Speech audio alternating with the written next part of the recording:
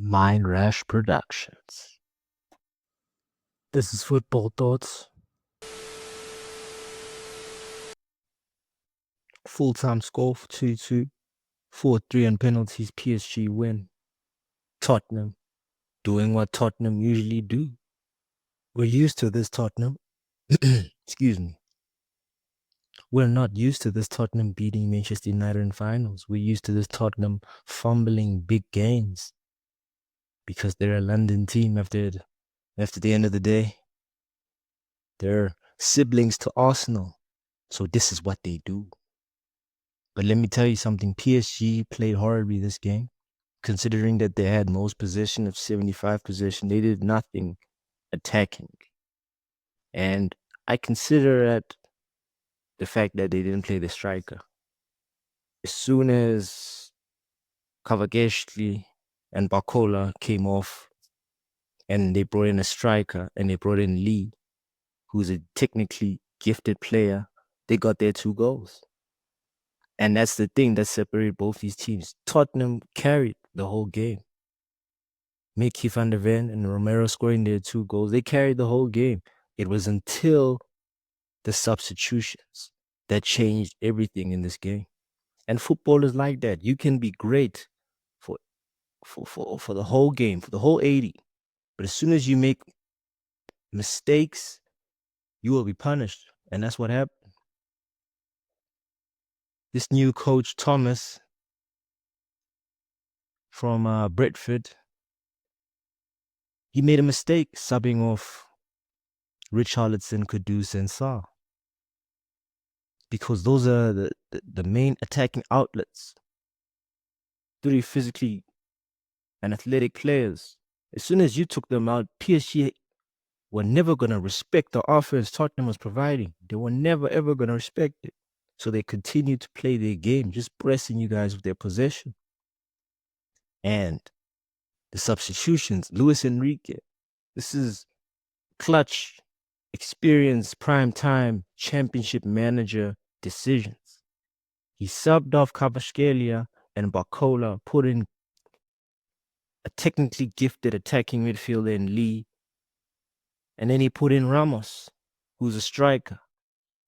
As soon as Dembele whipped that cross, he knew there was a striker there. Ramos delivered, 90th minute, 4 minutes left. And just like that, the substitutions changed the entire game. This is football, people. One mistake, one sort of lack of concentration, and then you'll get punished. This is what it is, people. Thomas Frank made a mistake. He made a mistake, and credit to him what he did the entire game. He did what he had to do. He's made Tottenham better team than last season. More physically dominant, more tenacious on the ball. They've got physicality in their team now. Paulinho's a working horse. Benteke's a working horse and a technically gifted sounded player. So is Sarr. You got Romero, Van der Ven. It's this Spence fella. Gage Spence, quality left wing back, future England Hall of Famer. For reals. But Tottenham still lack depth because out of all the top 6 teams, Tottenham haven't signed anything for their bench. And with this star power starting lineup, they're a few injuries away from this whole system crumbling quickly. And then Thomas Frank is up on the chopping block. I see how it's going to happen this season. If they don't make enough substitutions for their depth, they're going to be in trouble. Enrique got away with it this game, you know. He used his experience to outclass Thomas Frank. Because Thomas Frank, if it wasn't for those 3 substitutions, you would have won today's game, bro. You would have got Spurs their first Super Cup, but no, that's not what happened.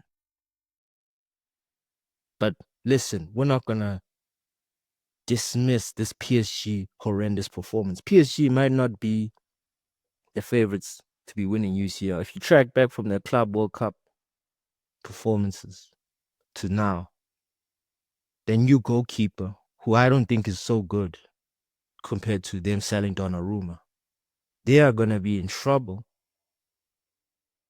in terms of the quality, not also signing some players for depth in the midfield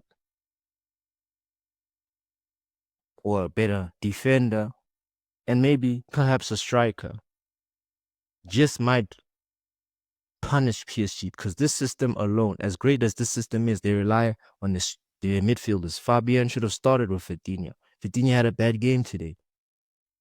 So the days where he has a bad game, what happens? You see, these are the questions. This is why I believe PSG don't have enough to go back to back. The system is very predictable. They were very predictable in today's game. All Tottenham needed to do was just hit them on counter, but Tottenham don't play like that anymore. This is how Chelsea beat PSG. Just hit them on the counter because they just use their flanks as attackers. But this is the analysts for this UEFA Super Cup final. I'm entertained. Hope you were entertained. Like and subscribe. It's always good karma.